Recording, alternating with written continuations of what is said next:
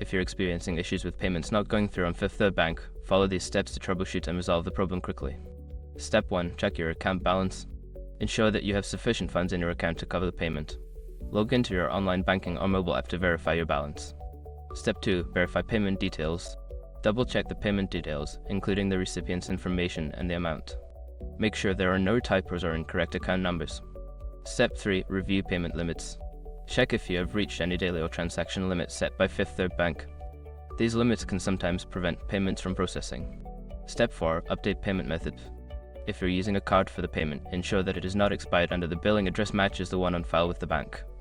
Update any outdated information if necessary. Step 5. Contact customer support. Before filing a refund or dispute, use the Escrow.com link in the description to open the refund dispute deadline calculator and confirm your deadline. By following these steps, you should be able to resolve payment issues with Fifth Third Bank effectively. If problems continue, don't hesitate to seek further assistance from the bank.